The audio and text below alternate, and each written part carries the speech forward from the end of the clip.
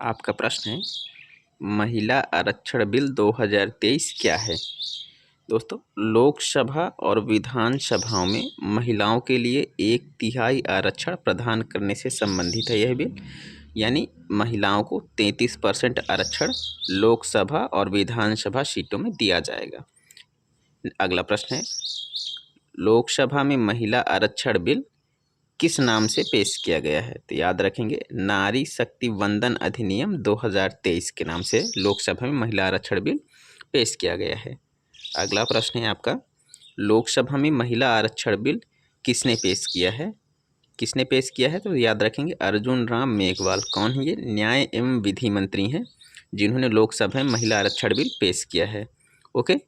अगला प्रश्न है आपका भारत के नए संसद भवन का उद्घाटन कब किया गया है।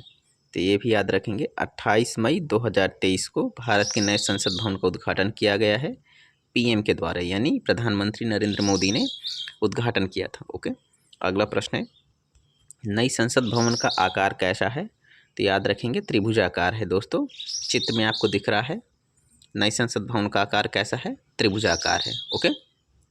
अगला प्रश्न है आपका नई संसद भवन का क्षेत्रफल कितना है।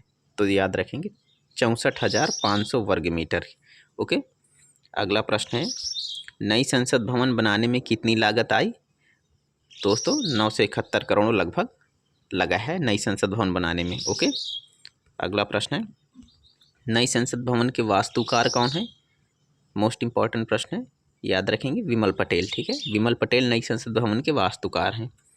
अगला प्रश्न है नई संसद भवन का निर्माण किसने किया। तो याद रखेंगे टाटा प्रोजेक्ट्स लिमिटेड ने नई संसद भवन का निर्माण किया है। अगला प्रश्न है आपका नई संसद भवन का डिज़ाइन किसने किया है। तो ये भी याद रखेंगे HCP design planning and management private limited द्वारा संसद भवन का डिज़ाइन किया गया है। ठीक है। अगला प्रश्न है नई संसद भवन का शिलान्यास कब किया गया था। तो 10 दिसंबर 2020 को नई संसद भवन का शिलान्यास किया गया था। अगला प्रश्न है आपका नई संसद भवन में लोकसभा की कितनी सीटें हैं। इंपॉर्टेंट क्वेश्चन है, याद रखेंगे 888 सीटें हैं। नई संसद भवन में लोकसभा की कितनी सीटें हैं, 888 सीटें हैं। अगला प्रश्न है आपका नई संसद भवन में लोकसभा किस थीम पर आधारित है। यानी जो नई संसद भवन है उसमें जो लोकसभा है किस डिज़ाइन पे बना है, तो वो है पीकॉक थीम पे आधारित है। ठीक है। अगला प्रश्न है आपका नई संसद भवन में राज्यसभा किस थीम पर आधारित है। तो राज्यसभा लोटस थीम पे आधारित है। ओके। अगला प्रश्न है नई संसद भवन में राज्यसभा की कितनी सीटें हैं। ये भी इंपॉर्टेंट प्रश्न है, इसको याद रखेंगे 384 सीटें हैं। नई संसद भवन में राज्यसभा की 384 सीटें हैं। अगला प्रश्न है लोकसभा हॉल में बैठने की संख्या कहाँ तक बढ़ाई जा सकती है। तो 1272। ठीक है, 1272 लोकसभा हॉल में बैठने की संख्या बढ़ाई जा सकती है। अगला प्रश्न है सेंगोल राजदंड को संसद में स्थापित किया गया है, यह किस राजवंश से संबंधित है। तो यह चोल राजवंश से संबंधित है। सेंगोल किस राजवंश से संबंधित है, चोल राजवंश से संबंधित है।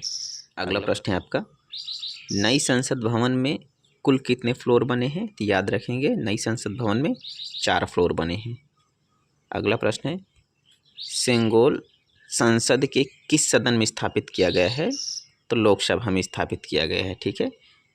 अगला प्रश्न है संसद भवन में उपयोग किया गया कालीन कहाँ से संबंधित है। वाराणसी से संबंधित है। अगला प्रश्न है आपका नई संसद भवन में किस सीस्मिक जोन के पैरामीटर पर डिज़ाइन किया गया है। नई संसद भवन जो है किस सीस्मिक जोन के पैरामीटर पर डिज़ाइन किया गया है। तो जोन 5। ठीक है। अगला प्रश्न है आपका नई संसद भवन में कितने मुख्य द्वार हैं। याद रखेंगे नई संसद भवन में 3 मुख्य द्वार हैं। ठीक है, जिनके नाम है ज्ञान द्वार, शक्ति द्वार, कर्म द्वार। ओके। वैसे द्वार तो कई सारे हैं लेकिन मुख्य हैं 3, ज्ञान द्वार, शक्ति द्वार, कर्म द्वार। ओके। अगला प्रश्न है आपका संसद भवन की छत पर राष्ट्रीय प्रतीक अशोक चिन्ह स्थापित है, इसका वजन कितना है। तो याद रखेंगे दोस्तों 9,500 किलोग्राम वजन है। ठीक है।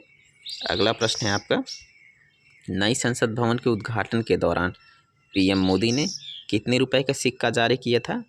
तो याद रखेंगे 75 रुपये का सिक्का जारी किया गया था नई संसद भवन के उद्घाटन के दौरान, ठीक है, पीएम मोदी के द्वारा, जिसका डायमीटर कितना है 44 मिलीमीटर।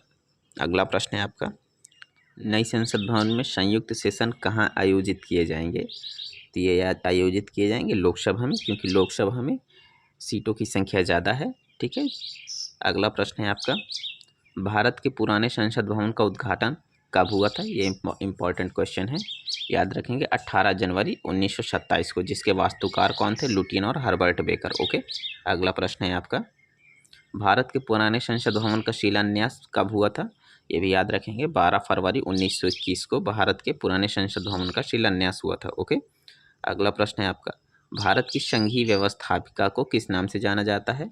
तो भारत की संघीय व्यवस्थापिका को संसद के नाम से जाना जाता है। अगला प्रश्न है आपका, संसद के कितने सत्र होते हैं? संसद के 3 सत्र होते हैं, बजट सत्र, मानसून सत्र, शीतकालीन सत्र। ओके, याद रखेंगे संसद के कितने सत्र होते हैं? तो 3 सत्र होते हैं। कौन कौन से? बजट सत्र, मानसून सत्र, शीतकालीन सत्र। अगला प्रश्न है आपका, भारतीय संविधान के किस अनुच्छेद में कहा गया है कि संघ के लिए एक संसद होगी जो राष्ट्रपति और दोनों सदनों से मिलकर बनेगी? तो याद रखेंगे अनुच्छेद 79 में कहा गया है कि भारतीय संघ के लिए एक संसद होगी जो राष्ट्रपति और दोनों सदनों यानी राज्यसभा और लोकसभा से मिलकर बनेगी। ओके, प्रश्न इंपॉर्टेंट था, इसको याद रखेंगे। अगला प्रश्न है आपका, भारतीय संसद की संप्रभुता किससे प्रतिबंधित है? क्वेश्चन इंपॉर्टेंट है, याद रखेंगे। न्यायिक समीक्षा से, ठीक है, अनुच्छेद 13 के माध्यम से भारतीय संसद की संप्रभुता जो है किससे प्रतिबंधित है? तो न्यायिक समीक्षा से प्रतिबंधित है। ओके। अगला प्रश्न है आपका, प्रस्तावना में अब तक कितनी बार संशोधन हो चुका है? इम्पॉर्टेंट क्वेश्चन है। प्रस्तावना में अब तक कितनी बार संशोधन हुआ है? तो दोस्तों एक बार हुआ है। 42वें संविधान संशोधन द्वारा 1976 में प्रस्तावना में 3 नए शब्द जोड़े गए थे। कौन कौन से? समाजवाद, पंथ निरपेक्षता और अखंडता। ओके, यानी प्रस्तावना में अब तक कितनी बार संशोधन हुआ है? तो एक बार संशोधन हुआ है। ओके। अगला प्रश्न है आपका, संविधान की उद्देशिका में भारत शब्द का कितनी बार उल्लेख है?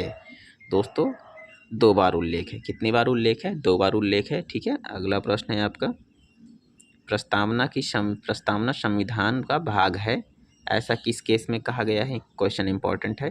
केशवानंद भारती केस में कहा गया है कि प्रस्तावना संविधान का भाग है, ठीक है। अगला प्रश्न है आपका,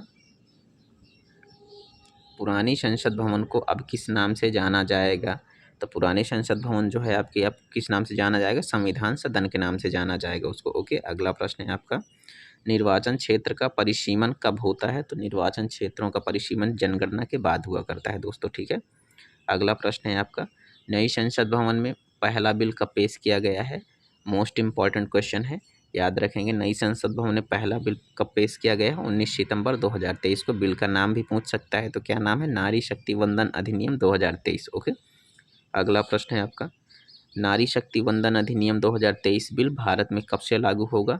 तो ये भी याद रखेंगे, नारी शक्ति वंदन अधिनियम बिल भारत में कब से लागू होगा? जनगणना और लोकसभा सीटों के परिसीमन के बाद। ओके दोस्तों, आज की जानकारी आपको कैसी लगी कमेंट सेक्शन में बताएं और वीडियो को लाइक करें और ज़्यादा से ज़्यादा लोगों तक शेयर किया करें। और अगर चैनल पे अभी आप नए आए हैं तो चैनल को सब्सक्राइब करें।